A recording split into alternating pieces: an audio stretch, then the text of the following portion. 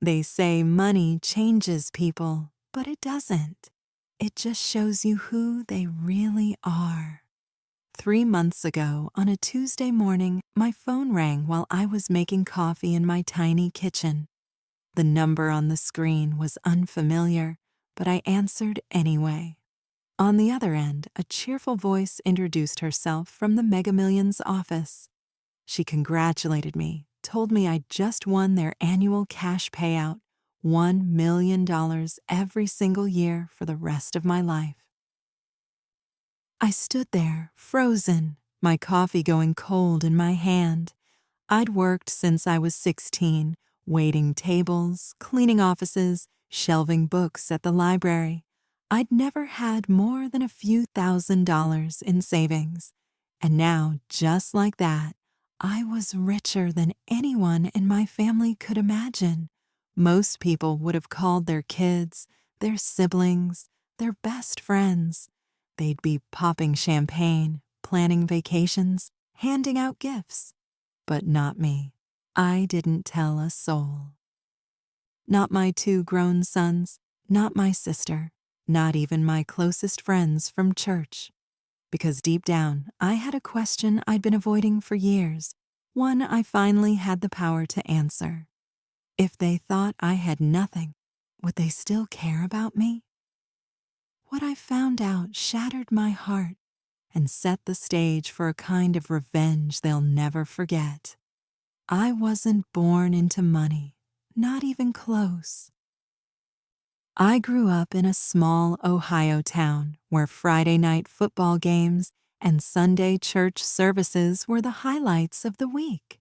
My father worked the late shift at a steel mill until the day it shut down, and my mother cleaned houses for families who had far more than we ever would. We weren't destitute, but every dollar was stretched until it nearly tore in half. By the time I was 16, I had my first job bussing tables at Miller's Diner. The pay was barely enough for gas and a few school clothes, but it felt like freedom. I learned early that if you wanted something, you didn't wait for anyone to hand it to you. You worked until your fingers ached and your back gave out. I married young, too young if I'm honest. My ex-husband Dave was charming in the beginning, funny, ambitious, and sweet. But after a few years, the charm wore off and the bills piled higher than his ambitions. When our marriage finally broke, he walked away with the truck and the savings. I walked away with a run-down house and 2 little boys looking up at me like I had all the answers. Those years after the divorce were the hardest of my life. I worked the morning shift at the diner, pouring coffee for regulars before the sun came up. By afternoon, I was shelving books at the library, breathing in the smell of paper and dust, wishing I had the time to actually read any of them. I'd come home, make dinner, help the boys with their homework, then stay up late balancing the checkbook, figuring out how to stretch $50 into 2 weeks of groceries. Vacations? Forget it. New clothes? Only if something was truly worn out. I remember patching Ryan's jeans 3 times before finally giving in and buying a new pair. Even then, I bought them a size too big so he could grow into them. It wasn't just about the money. It was about the sacrifices no one saw, like skipping meals so the boys could have seconds. Like turning down invitations because I couldn't afford a babysitter. Like saying I'm fine when I was anything but because I didn't want my kids to see the cracks in my armor. Through it all, I believed in loyalty. I believed that when you gave your all to someone, whether it was your family, your friends, or your community, they'd remember it. They'd be there when it was your turn to need a hand. I believed the love and effort you poured into people was like money in a savings account. You could draw from it when times got hard, and in small ways I did see that. Mrs. Harris, my elderly neighbor, would drop off bread she'd baked. The pastor's wife would quietly slip me a grocery card at Christmas. The ladies at the library would cover for me when I had to run to the school for a sick child. Those moments kept me going, proof that kindness still counted for something. But my own family. My blood? That was different. My sister, Carol, was always too busy or too strapped for cash. My boys, bless them, were focused on their own lives, their own bills, their own worlds. I told myself it was just the stage of life they were in, that someday they'd look back and see how much I'd done for them. For more than 3 decades, I lived that way, head down, working hard, saving what I could, never expecting much in return. I didn't hate my life. There was pride in paying your own way, in knowing you built something from nothing. But there was also a small, quiet ache, the kind you ignore until one day you can't. Because deep down, I suspected something I didn't want to face, that if the tables ever turned, if I were the one in trouble, the people I loved most might not be there for me. And when I finally got the chance to find out, I took it. When the phone call came, it was an ordinary Thursday morning. I was still in my robe, sipping coffee from a chipped mug, watching the steam curl into the cold kitchen air. The number was unfamiliar, but something made me answer. "Good morning, Mrs. Brooks. This is Denise from Mega Millions. I'm calling to verify some information and to congratulate you on being this year's $1 million a year for life winner." For a second, I thought it was a scam, but Denise's voice was steady, warm, and very real. She read off details from my ticket, the one I'd almost forgotten about, bought on a whim with the change from my grocery trip. And then it hit me. This was real. In an instant, my world shifted. I'd spent decades counting pennies. Now I was counting commas. $1 million every year for the rest of my life. I wouldn't have to check the sale rack first. I wouldn't have to sleep on it before replacing a broken appliance. I could breathe, but I didn't scream. I didn't cry. I just sat there, my hand around the warm mug, feeling something heavier than shock, caution. Because I knew what this kind of money could do to people. I'd seen friendships dissolve over a $50 loan. I'd seen siblings stop speaking over an inheritance that barely covered funeral costs. I didn't tell my sons, Ethan and Ryan. I didn't tell my sister, Carol. I didn't even tell Nancy, my closest friend since high school. It wasn't about secrecy for the sake of being mysterious. It was about knowing, truly knowing who cared for me as I was, not for what I could give them. The first thing I did was pay off my mortgage quietly. Then I fixed the roof, replaced the ancient water heater, and got my old Honda serviced so it would last another few years. I opened a separate account and transferred most of the winnings there, out of sight, out of reach. And then I started living just a little differently. I bought fresh flowers for the kitchen table every week. I replaced my fraying winter coat with one that actually kept me warm. I signed up for a watercolor class at the community center, something I'd always wanted to try but never could justify. People noticed subtle changes. "Linda, that's a nice coat," Nancy said one Sunday at church. "New?" I smiled, nodded, and kept the answer simple. Yes, just thought it was time. I was happy, but not in the way I'd expected. It wasn't about the things I could now afford. It was about the freedom, the quiet assurance that I'd never have to struggle like before. Still, that ache from years past hadn't fully gone away. The question remained, if I had nothing, would they still be there? So I decided to wait, to watch, to see who showed up for me when they thought I was still the same Linda with the chipped mug and patched jeans. I wanted the truth before I let anyone into this new chapter of my life. I didn't know then that the truth was about to be harsher and more freeing than I could have imagined. It was almost 6 months after the phone call when Carol came back into my life in a way I hadn't expected. She'd never been much for dropping by unannounced, but that Tuesday afternoon she showed up on my porch with a plate of store-bought cookies and a smile that didn't quite reach her eyes. "Linda, I was just in the neighborhood," she said, as though we didn't live 30 minutes apart and hadn't gone 3 years without seeing each other outside of funerals and obligatory holiday dinners.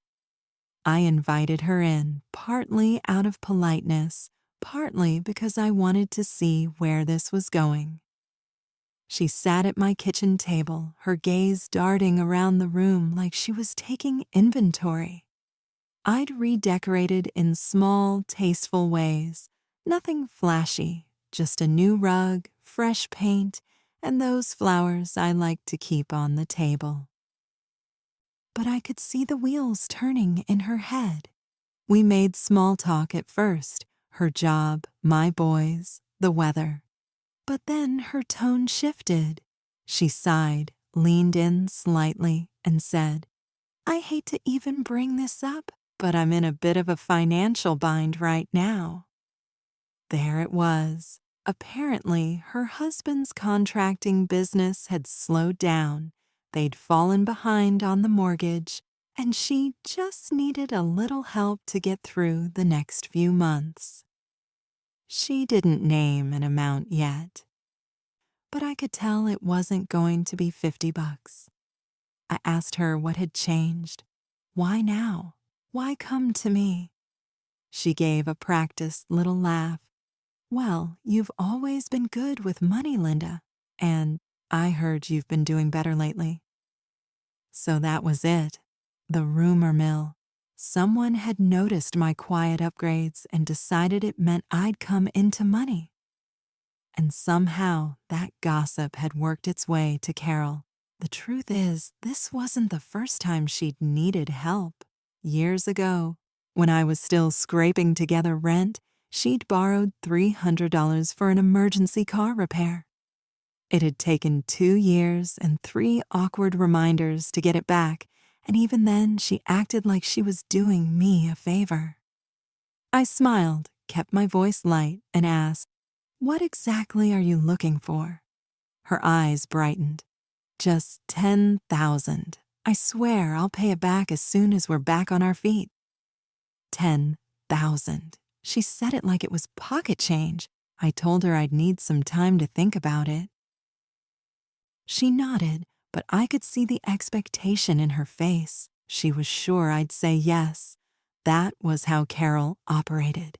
She counted on people's guilt, on family ties, on the fact that saying no felt cruel. But I wasn't the same Linda anymore. After she left, I sat in that same kitchen chair and thought about all the times I'd been the one in need.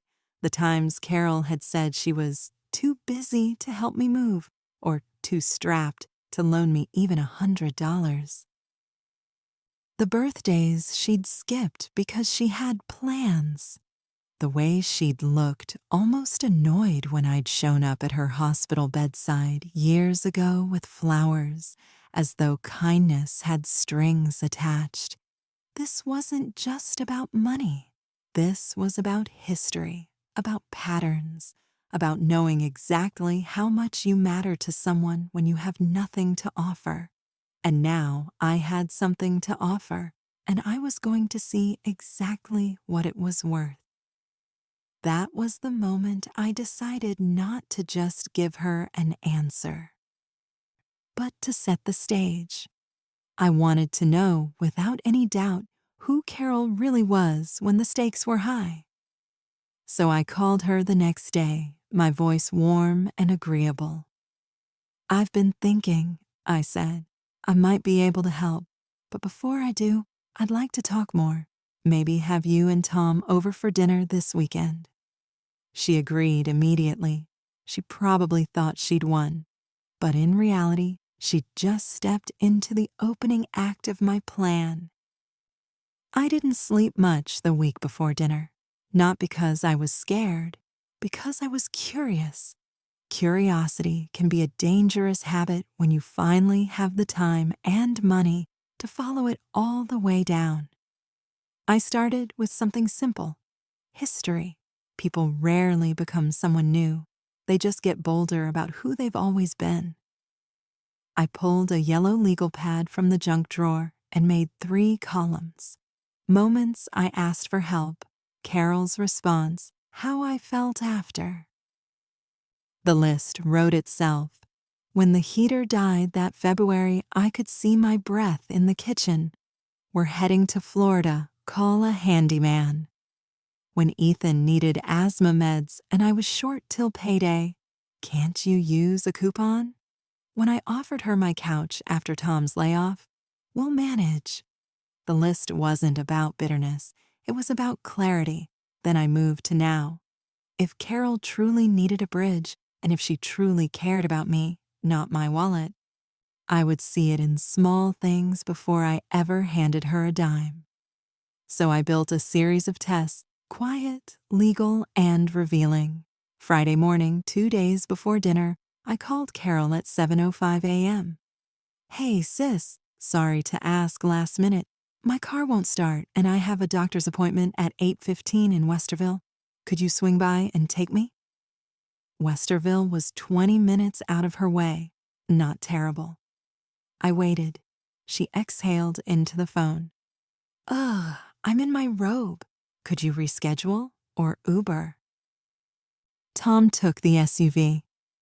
"I could, but it'll cost me. I'd appreciate it. Linda, I'm slammed today. I'll Venmo you $5 for the Uber. Will that help?" $5 wouldn't cover the tip. "That's okay," I said. "I'll figure it out." I hung up and wrote it down. Wouldn't drive. Offered $5. That afternoon I texted, "My neighbor's out sick. Could you help me pick up 2 cases of water at Costco and carry them in? I'll pay for them." She replied in 7 minutes. "Tom has a bad back. Could you ask Ethan?" Ethan works construction, long hours. She knew that. I jotted another note. No physical help. Redirected to my son. Saturday morning, I dropped a grocery bag on Carol's porch. Eggs, milk, bread, a roast, and a $100 Visa gift card tucked under the carton. I didn't sign the card. At 10:22 a.m., she posted a photo on Facebook. "God provides. A neighbor surprised us with groceries. Community matters." I was not the neighbor in her heart. Community was code for someone I don't have to thank. I didn't want thanks. I wanted data. At 2:05 p.m., I called again, voice light but careful. "Hey, I've been juggling bills a bit. The roof repair hit hard. I might need to postpone dinner until next weekend. Money's tight." Silence, then cheerful. "No worries. Let's rain check. We'll catch up soon." No protest. No, "We'll bring dessert." No, "We've got it." Just a quick exit when the value dropped.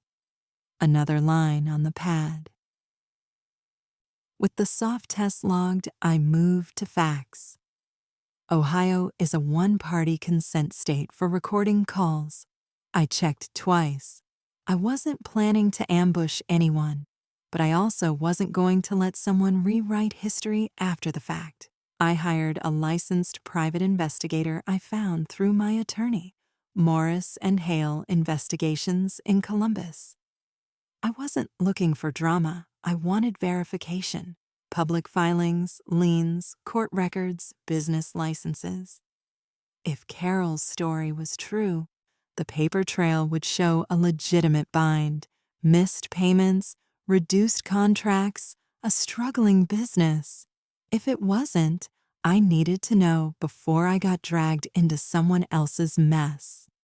"You're asking for a light sweep," the investigator Helen said over the phone. "Sister, brother-in-law, financial stress, no illegal surveillance, all public and consensual sources." "Exactly, and quickly, if you can. I can turn a preliminary by Sunday afternoon." I kept my world small while she worked. Cleaned the kitchen, refolded towels that didn't need folding. Walked the neighborhood trail behind the school where the maple leaves were just starting to show rust on their edges. I passed Mrs. Harris on her porch and waved, thinking of all the quiet kindnesses that never make it to Facebook. At 4:40 p.m. on Sunday, 2 hours before dinner, Helen called. "Preliminaries in your email," she said. Headline: "Your sister's household is stressed but not drowning." Mortgage is current. One late fee in May, cured within 30 days. Tom's contracting license is valid. He took 2 small claims hits for unpaid invoices, total under $2,000. He won both on appeal. Credit card balances have climbed, but there's no foreclosure, no car repo, no medical collections. If they're saying imminent disaster, I'm not seeing it. Any gambling, liens, judgments? None. One more thing, Helen added. Your sister opened a new boutique LLC last month, Carol's Cozy Finds, dropship home goods, Shopify storefront, early chargebacks, high refunds. My guess, she's overpromising on shipping and inventory. It's not fraud, but it could get messy. My stomach sank, not because it was catastrophic, but because it wasn't. They weren't sinking. They were overextended and careless. $10,000 wouldn't fix a habit of overpromising. It would just refill a leaky bucket. I thanked Helen and printed the report. I slid it into a manila folder and placed it by the door with my purse. If Carol pushed, I'd have facts, clean, non-judgmental, undeniable. For the final test, I needed conversation I couldn't dispute later. I placed my phone on the dining hutch, screen down, voice memos rolling, again legal in Ohio. Then I set the table with the good plates and the cloth napkins I hadn't used since Ethan's graduation dinner. I braised short ribs the way Margaret taught me, low and slow, mashed potatoes, green beans with almonds, a cherry pie from Schmidt's because no one beats their crust. If Carol was going to step fully into the role she'd chosen, I wanted her to do it while the house smelled like Sunday supper. They arrived at 6 on the dot. Tom hugged me with that sheepish, grateful air menus when they've been told gratitude is the only acceptable face to wear. Carol surveyed the room, clocking the flowers. The new rug, the gleaming stove I'd installed quietly. "Goodness, Linda," she said, "this all looks fancy." "It's still just my kitchen," I said, smiling. "Sit, eat." For 20 minutes, it was almost pleasant. Tom talked about a deck he was building in Hilliard and the price of lumber. Carol mentioned church potlucks and a neighbor's yappy dog.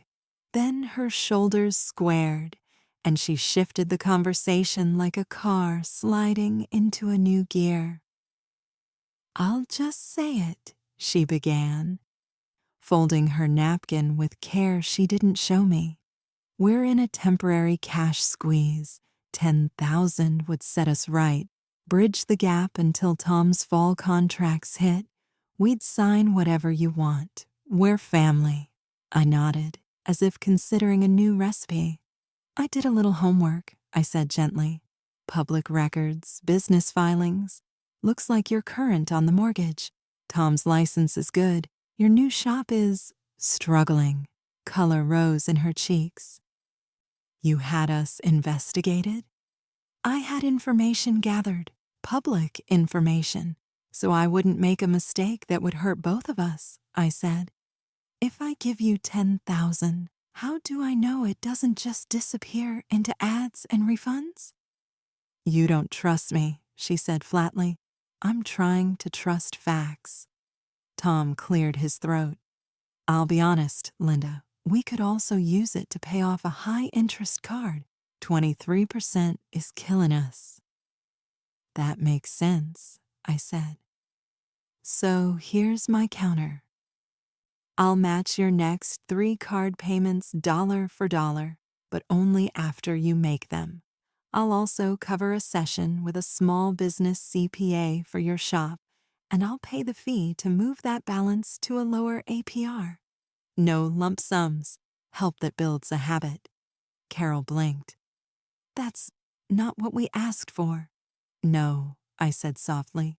It's better. It helps without feeding the problem. Her jaw tightened. We don't need a chaperone. We need help. You have it, I said. Just not the kind that vanishes. She pushed back from the table. Forget it. I shouldn't have come. Tom looked torn, pride wrestling with relief that someone else was thinking long-term. Carol. She was already standing. You know what, Linda? People talk. You've been buying nice things. You're acting different. If you've come into money, just say it. Don't play games. I held her gaze. If I had nothing, truly nothing, would you have driven me to the doctor yesterday? She flinched. I offered you Uber money. $5, I said. Would you have carried 2 cases of water? Silence. Would you have kept dinner if I'd said I couldn't afford it? Her eyes flashed. So this is a morality test? No, I said. It's a reality check. The room went very still. Tom's fork clinked against his plate. Somewhere down the street, a dog barked twice and stopped. I stood and walked to the hutch, retrieved the manila folder, and set it on the table. This is the lay of the land as I can see it. If you want real help, financial counseling, payment matching, balance transfer fees, I will show up. If you want a lump sum, I won't be your bank. Tom reached for the folder like a man grabbing a life ring. Carol didn't touch it. We'll think about it, she said tightly. But we won't be audited for charity. They left with pie on a paper plate and no promise to call. The house felt both emptier and cleaner. Like a storm had passed and I could finally open the windows. I stopped the recording and saved it with the date. Not to use against them, just to remind myself later when guilt comes to rewrite the script of how the night had actually gone. I washed the dishes by hand, not because I had to, but because the warm water and the rhythm calmed me. Then I sat at the kitchen table with my legal pad, added a final column. What I'll still do. Match 3 payments after proof. Pay the CPA session. Fund the balance transfer fee, nothing that feeds the leak. I underlined the last line twice. Test finished, investigation complete. The truth wasn't dramatic. It was worse. It was ordinary. And ordinary quietly ruins more families than any headline scandal.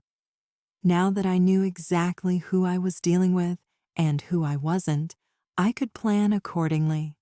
That Friday night dinner was supposed to be casual, chicken parmesan, salad, a store-bought pie for dessert. But I set the table like it was a holiday. Candles, wine glasses, the good silverware I usually kept boxed away. I wanted Carol and Tom to feel comfortable, too comfortable. They arrived right on time, all smiles, Tom carrying a bottle of wine with a label so dusty I knew it had been re-gifted. We made small talk, and I played my part, warm, a little self-deprecating, just enough to make them believe I still lived paycheck to paycheck. Over dinner, Carol steered the conversation back to her situation. I let her talk about the bank, about those greedy lenders, about the stress on her marriage.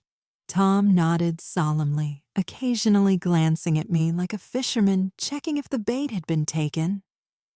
That was my first piece of evidence.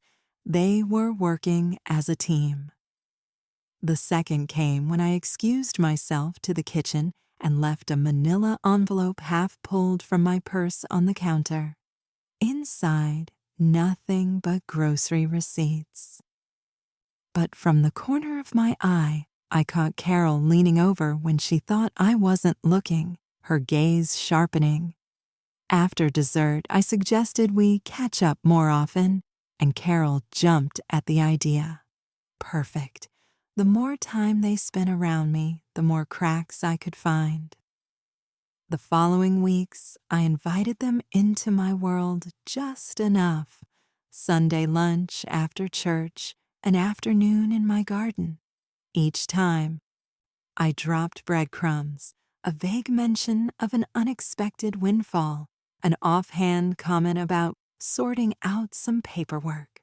Their eyes would flicker, hungry for details, but I never gave them more than a taste. Meanwhile, I started my real investigation. I called an old friend who worked at the county records office and asked for public filings under Carol and Tom's names. What I found was telling: a second mortgage, 2 maxed-out credit cards, and a lien from an unpaid contractor. They weren't in trouble. They were sinking. And yet, their spending told another story. A Facebook post of Tom grinning next to a brand new grill. Carol posing in a boutique jacket I knew cost at least $800. They had money, they just didn't have enough for the life they thought they deserved. One afternoon, I set my phone on the coffee table and accidentally hit record before heading to the kitchen. When I came back, they were whispering, voices low but sharp. "Just get her to commit," Tom said. "Once she's in, we can stretch it out, make it look like an investment." That was the third piece of evidence. From then on, I collected everything: screenshots of their social media, copies of the public records, snippets of overheard conversations. I even got Nancy, my old church friend, to casually ask Carol about me at choir practice. The report Nancy gave me was gold. She said, "You've been lucky lately," Nancy told me. "And that if you play your cards right, you might finally be able to help family for a change." The way Nancy said it, hesitant, a little disgusted, made me realize something important. This wasn't just about me. Carol had been painting me as selfish to other people, laying the groundwork so if I refused her, I'd be the villain. That sealed it. This wasn't going to be a quiet no. This was going to be a reckoning. Once I had enough proof in my hands, the question wasn't if I'd confront them, it was how. Quiet revenge would have been easy, a simple refusal, a polite goodbye. But the more I thought about how Carol and Tom had maneuvered, lied, and tried to turn people against me, the more I knew this needed to be public. They'd built a narrative about me. I was going to rewrite it in front of their audience. First, I needed the right stage. My church's annual charity dinner was coming up, a big event with nearly the whole community present. Carol had never missed it. I volunteered to sponsor one of the raffle prizes anonymously, making sure the announcement would link back to me on the night. Second, I planted seeds. In casual conversations, I hinted to mutual friends that I was working on something special for the fundraiser. I didn't give details, but I watched as curiosity started to spread. Carol's curiosity, I knew, would eat at her until the night itself. Third, I prepared my props. I printed copies of the public records, mortgage defaults, liens, the whole mess, and tucked them into a slim folder. Not to hand out, but to show at just the right moment, so the truth would be undeniable. The pièce de résistance? A mock investment proposal I designed with the help of my friend Nancy's son, who was in graphic design. It looked polished, professional, projected earnings, timelines, all of it, but it was tailored to mirror the exact scam Tom had whispered about in my living room. The bait was going to look irresistible. I even rehearsed the beats in my head. Smile here, pause there, let them take the hook before the room heard the twist. In the days before the dinner, Carol texted me twice, once to check if I'd thought any more about helping, and once to drop a photo of her and Tom out to dinner, captioned, "Making the best of things." I didn't reply to either. I wanted her off balance. The night of the dinner, I wore my best navy dress and the pearl earrings my late husband had given me on our 10th anniversary. I arrived early, set my donation envelope with the raffle items, and made sure to sit at a table where I could see Carol and Tom across the room. Halfway through the evening, as planned, the pastor called me up to say a few words about the prize I'd donated. I spoke briefly about community, generosity, and how sometimes blessings come when we least expect them. I could see Carol's expression shift, hope sparking in her eyes. Afterwards, during coffee service, I made my move.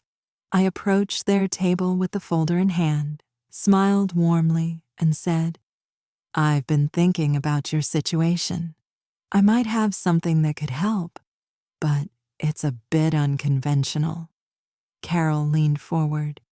"We're open to anything," she said quickly. I slid the investment proposal across the table. Tom picked it up. Scanning the pages, his eyes widening at the numbers, they asked me a few questions, all in hushed tones, and I answered vaguely, letting them fill in the blanks. Then, right on cue, I leaned in and said softly, "Of course, before we talk about this any further, you should know I've done my homework." I pulled the second set of papers, their public financial records, from the folder, just enough for them to see the bolded words, "Lien, default, judgment." Carol's face drained of color. I didn't raise my voice. I didn't need to. "You've been talking about me," I said, my tone even, "painting me as selfish. But here's the truth. I don't owe you a thing, not after what you tried to pull." Tom tried to stammer something about misunderstandings, but I gently took the proposal back, slid it into my folder, and stood up. "Enjoy the rest of your evening," I said, loud enough for the nearest tables to hear. As I walked away, I didn't have to look back to know they were squirming. The stage was set. The real show would happen in part 8, when everyone else connected the dots. The final act didn't happen in some dark private corner. No, this was a performance, and the whole community was my audience.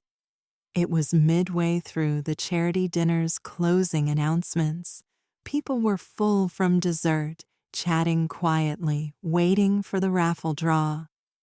Pastor James took the stage, thanking everyone for their generosity, reading off the names of sponsors. Then came my turn. Tonight's largest raffle prize, he said, was donated anonymously, but our donor has agreed to reveal themselves. Would you please stand? I rose slowly. Across the room, I caught Carol's eyes widen. She was smiling, already imagining that whatever I was about to give away might pass through her hands somehow. Pastor James handed me to Mike. I wanted to give something that would genuinely make a difference, I said. And I also wanted to share a little story. I began softly, telling the room about how, for years, I'd struggled to make ends meet, how I'd worked double shifts, skipped vacations, pinched pennies. Heads nodded. Many in that room knew exactly what that felt like. Then I said, recently, I came into an unexpected blessing, and with blessings come choices, who to help, how to help, and who truly deserves it. I let that hang in the air. In the weeks after, I learned something important. Not everyone who calls themselves family has your best interests at heart. My voice stayed calm, but the weight in my tone made the chatter die instantly.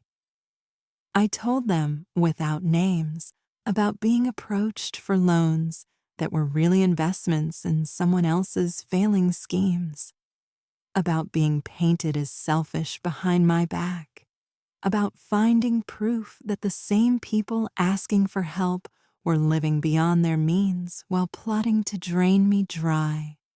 From the corner of my eye, I saw Carol's smile vanish, replaced by a stiff, fixed stare at the tablecloth. Tom's jaw tightened.